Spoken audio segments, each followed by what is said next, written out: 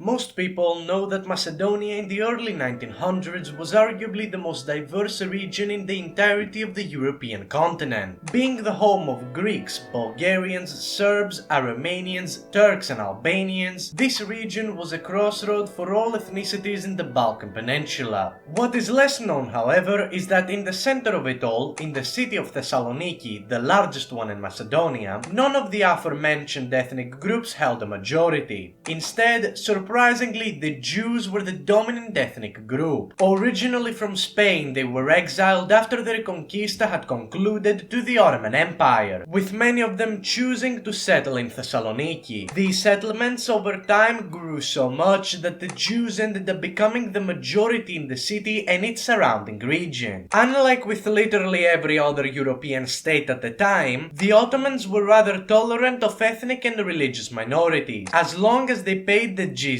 tax. It is under this status quo that the Jewish community was allowed to flourish, building one of the most impressive trading centers in the entirety of the empire. Contrary to the other minorities, the Jews were actually satisfied with Turkish rule, something that became evidently clear during the First Balkan War in 1912. In said war, in contrast with the Albanian people who rebelled against the Ottomans in hopes of achieving independence, the Jews played a much more passive role. Greece and Bulgaria both claimed Thessaloniki, and being Christian powers, there was a real fear that either power getting their hands on the city would mean a return to anti-Semitism and discrimination. As a result, the Jewish community remained neutral during the conflict, eventually seeing themselves absorbed into the Kingdom of Greece. Despite the regime change, Jewish activity in Thessaloniki continued. Though some thousands did leave for Palestine due to growing influence from the Zionist movement, the vast majority stayed due to cultural reasons. It is only when Greece found itself being invaded by Germany in the wake of the Second World War that things really took a dark turn. Germany took direct control over Central and Western Macedonia, aiming to completely eradicate any trace of the Jewish people from the area. Most Jews were initially taken as forced labor before being deported to concentration camps where the majority perished. By the end of the war, only about 1 to 2,000 out of the original 50,000 remained in Thessaloniki. Simply put, due to all of these events, the city had lost its significance to the Jewish nation, which now became solely focused on establishing a state in Palestine. Today, Thessaloniki, though still having a small community of Jews, is majority Greek and is the center of Macedonia, the second largest city in the whole country. So then, one looking at these developments could easily wonder, what if, instead of being absorbed into Greece, or Bulgaria for that matter, Thessaloniki managed to break free from Ottoman rule and became its own independent Jewish state? What if, in an alternate timeline, Israel was founded in Macedonia? Now, before we even get into the scenario, I want to make this very clear. This is going to be mostly a thought experiment and not a scenario rooted in a historical plan. Truth is that the Jewish community saw little reason to build a state in the middle of the Balkans when they could instead migrate to their historical homeland of Palestine. Still, just because a scenario isn't likely, it doesn't mean that it isn't plausible. And there are certainly very extreme timelines where this could have miraculously happened. With that being said, our scenario starts in 1908 with the Young Turk Revolution inside of the Ottoman Empire. As you may or may not know, originally this revolution framed itself as a pro-democratic movement aimed at restoring the 1876 constitution and the parliament. However, the Committee of Union and Progress, which led the revolution, had slowly begun to turn more authoritarian and nationalistic following the revolution. Historically, this shift culminated in the establishment of a one-party state post-1913, crackdowns on dissent, and the promotion of Turkish nationalist agenda. It is under this new administration that, counterintuitively, we could see the rise of a Jewish state in Macedonia. The Young Turks could use the Jewish community in Thessaloniki as to create an excessively large pashalik in the region, officially to protect the interest of the Jews, but in practice to secure Turkish domination over Macedonia. This could also be done as to try to show to the world just how democratic the new government was, while also giving the justification needed to discriminate against large majorities of the Macedonian region. Of course, while politically the creation of a new Israeli pashalik wouldn't actually mean anything, as Macedonia still remains under the iron grasp of the Sublime Porte, the attitude of the Jewish people would drastically change. Thessaloniki was already a major center for, especially the Sephardic population, those being the Jews that originated from Spain and Portugal, and now this status would be even more entrenched. Over the course of the following 2 to 3 years, many other Jewish ethnicities would become interested in settling the city and the larger Macedonia region. This would likely cause a split to form inside of the growing Zionist movement, with the old Zionists continuing to push for migration into Palestine, while the new Zionists would see Macedonia as a viable alternative. The Ottoman Empire would gladly fund Jewish migrations flowing into the area as a means of weakening the other minorities, something that would radicalize the Balkan powers of Greece, Serbia and Bulgaria. Said nations would see this move as a foreign imposition rather than a natural development, which could unite them sooner against their shared Ottoman Jewish threat. Tensions would continue to escalate as Italy invades and annexes Libya, while Serbia and Bulgaria, soon joined by Greece and Montenegro, would form a formal military alliance. Then in late 1912, following accusations that the Turkish state was discriminating against Christians, the Balkan League would declare war with the aim of expanding their territory and liberating their peoples. This would pose a significant threat towards the Jewish community of Thessaloniki. While being absorbed into Greece or Bulgaria is a terrifying prospect, many Jews would see the writing on the wall that the Ottoman influence in the Balkans is likely ending very soon. Inspired by the Albanian revolutions, the new Israeli Pashalik would see no other alternative but to declare independence, something that would not be received well by literally anybody. In a maximalist realistic timeline, the Balkan League would quite simply ignore the declaration of independence, similarly to what happened to southern Albanian militias historically, and would continue to push into the country's territory. Furthermore, unlike with the Albanians, which had significant military experience, the Jews of Thessaloniki lacked a comparable armed force that could effectively resist an occupying power. If anything, new Israel declaring independence would only exacerbate the fall of the Ottoman Empire's Macedonian holding. Thus, to keep the scenario afloat, we'll assume that somehow the Jewish community is able to at least retain control over Thessaloniki until the end of the war. By that time, when the great powers intervene to force a peace deal, we can expect the outcome to be radically different. Well, in our timeline, apart from the guaranteed independence of Albania, the Balkan powers were left in their own devices to decide on a peace deal. Here, it is more likely that the great powers take a much more assertive stance. On top of Albania, Britain may be the one to step up for the Jewish community, officially to guard their interests, but in practice to secure control and influence over the Balkans. A new Israeli kingdom would not only be created around Thessaloniki, but expanded into its nearby territories to the detriment of Greece and Bulgaria. To secure its independence, the new state would likely be turned into a de facto British protectorate. As a side note, Mount Athos would likely become an autonomous province holding similar status as it does in modern day Greece. But before we continue, did you know that over 80% of you guys who watch my content are still not subscribed? If you would like to keep up with all my latest videos, consider subscribing and hitting the notification bell. It really comes a long way. Anyways, let's get back with the video. This would obviously not be received well by the Balkan public, which would be outraged as a result. However, due to British threats, the status quo would persist for now, as the Second Balkan War is prevented. Instead, Greece, Serbia and Bulgaria remain allies with one goal on their minds: the complete destruction of the new Israeli state. As for the Jews themselves, this outcome is basically the best they could have hoped for. With their complete independence being secured, it would be way more probable for the new Zionist movement to gain more traction. Jews from Russia, Galicia and other parts of Europe may depart their homes in order to help establish a more homogeneous Israeli state in Macedonia.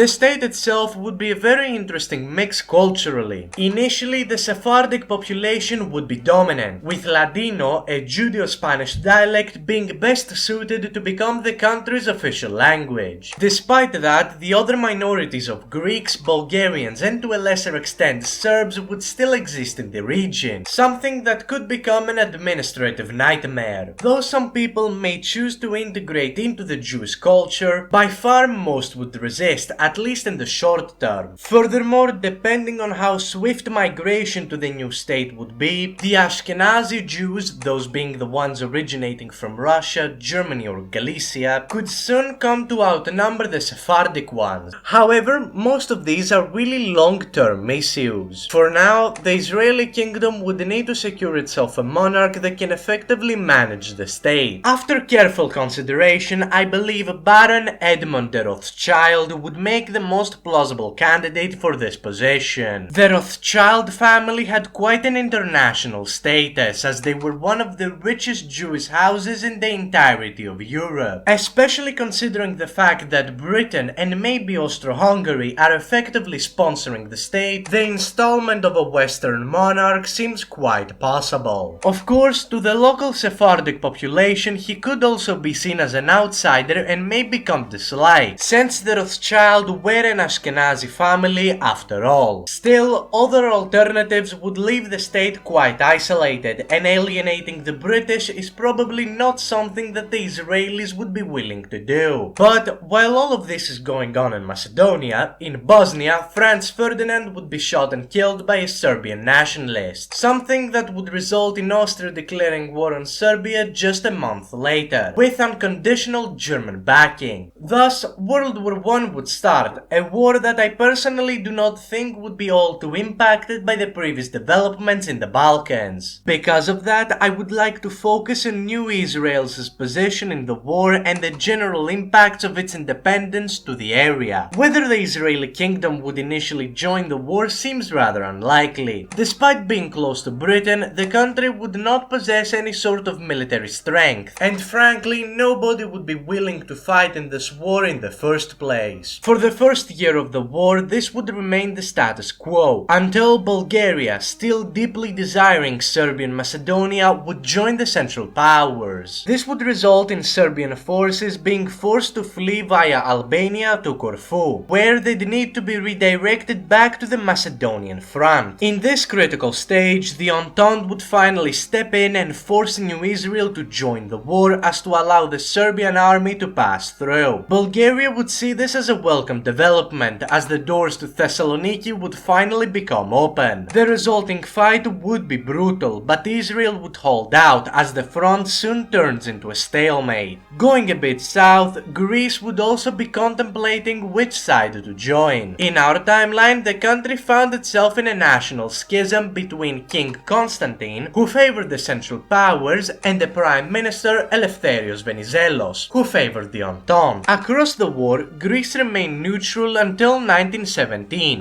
where an Entente-backed coup deposed the king and installed Venizelos as the sole ruler of the country, which ultimately led to the Greek entry in the war. However, here I personally don't believe such a schism would play out. Seeing the betrayal of Greece by Britain in the aftermath of the First Balkan War, Venizelos may be a lot more reluctant to just gamble everything and join the Entente. Instead, we may see the king and the prime minister agree to keep the country neutral with the hopes of playing the different great powers off of each other. On the whole though, as mentioned earlier, the war isn't going to be fundamentally impacted. In late 1917, after a major Entente victory in Macedonia, Bulgaria would swiftly surrender, followed soon after by the Ottoman Empire and Austro-Hungary. Then, Germany, under the weight of the conflict, would see itself break into revolution and would ultimately agree to peace. The general lines would be the same across the board, though the Balkans do show some key changes. For one,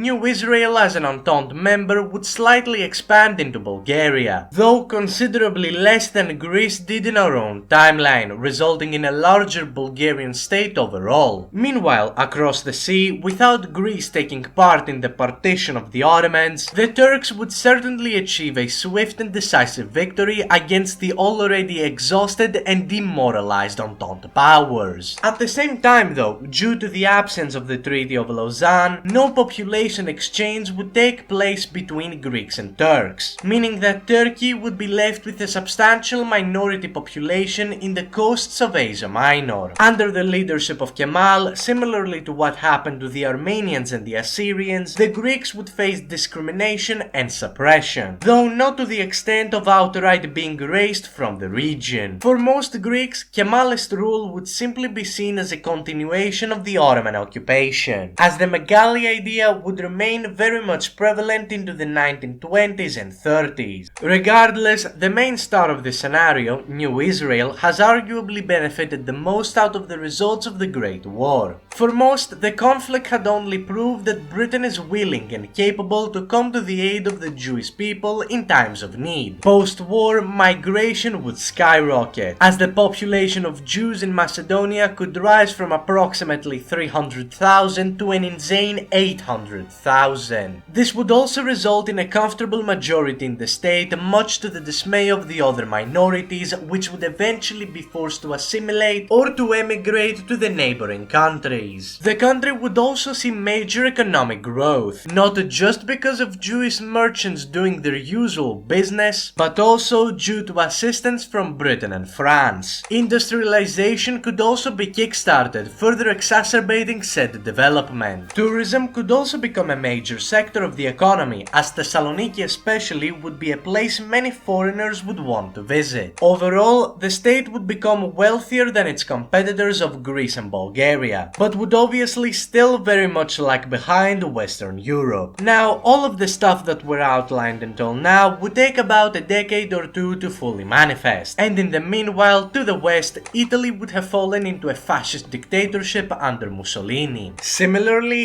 in the north, Germany would see some unfair elections and a coup in favor of the far-right NSDAP party. Soon after, the two countries would move to sign a military alliance, and before you know it, the Germans would have annexed the Saar, remilitarized the Rhineland, Anschließt Austria, invaded Czechoslovakia, and began their incursion into Poland, something that would cause France and Britain to ultimately declare war on the Third Reich. Soon after Poland was neutralized and Denmark-Norway conquered, Germany would turn its attention towards the French, overrunning the country in just under 6 weeks. Italy, seeing such a swift success from their ally, would attempt to use the situation as a distraction to launch their own invasion into Greece. However, similarly to what happened historically, the Greeks would initially hold off the Italian advance and would even manage to turn the tide of the war against them. Thus, the Italians, under pressure, would call upon Germany to send aid. Immediately after entering the Balkans, despite their main focus supposedly being to secure Greece, New Israel would become the prime target of German aggression. The state would likely fall extremely quickly and would see the worst occupation in the entirety of the Second World War. The territory of the former country would more than likely come under the direct control of the SS and would be turned into a large-scale ghetto. Thessaloniki would be burned down, destroying the largest Jewish center in all of Europe, while local concentration camps would be set up in order to completely erase the Israelis from the region. Though all sorts of partisan and resistance movements would remain active throughout Macedonia during the duration of the war, these would be few and far between. By the end of the war, Macedonia would be left in ruins and vastly underpopulated, with it likely passing over to Greece as compensation for their own occupation during the war. Survivors of the horrors of the conflict would probably choose to go settle in the Levant instead, as Zionism would once again become a prominent political force that most Jews could fall behind. Overall, Macedonia would be remembered for its dark stain on Jewish history and the legacy of the Second World War to the Israeli diaspora. Even in the modern day, I doubt the region would have fully recovered, as Greece would essentially be tasked with rebuilding it from the ground up, a difficult task considering that most of its population would have either fled or been killed. But that is depressing and very much against the spirit of the scenario. After all, I know what you are all actually here for: to see New Israel beat back the Germans and survive into the modern day as a wacky Jewish state in the middle of the Balkans. Indeed, though not the most realistic scenario, I do still think it's worth exploring just for the fun of it. So, in order to see New Israel survive the Second Great War, we have to prevent the German occupation at all costs. This can be done in several ways, though what I consider to be the most realistic is if Italy was just mildly more prepared in their initial invasion of Greece and managed to actually defeat the country, even if they have to take an unnecessary amount of losses doing so. As a result of such a decisive Italian victory, Mussolini may not just stop there and would proceed with an invasion of New Israel, which, due to its lackluster military, would soon after surrender. What ends up following is a period of Italian occupation, something that would be heaven in comparison to a hypothetical German one. Italy, though still quite anti-Semitic, didn't hold the same extreme views as the leadership of Germany did, and because of that we can expect a much lighter deal on the Jewish people. While discrimination would be commonplace, large-scale murder plans seen in the previous scenario would be unheard of here. By 1945, as the Allies would have liberated the region in its entirety, instead of finding ruins, they'd find the Israeli community mostly intact, paving the way for a Jewish revival post-war. Should the Western powers manage to liberate Thessaloniki first, then that puts New Israel in the position to join the American bloc, NATO, and possibly even the European Union. By an alternate modern day, the Israeli kingdom could stand on equal footing with Italy in terms of GDP per capita, becoming the most prosperous nation in the Balkans and Eastern Europe as a whole. But with that, I am going to end the scenario here. If you enjoyed the content, make sure to leave a like, subscribe, comment below what you thought of the video, and join the Discord linked in the description below. I thank you so much for watching, and for now, tot ziens and have a great rest of your day.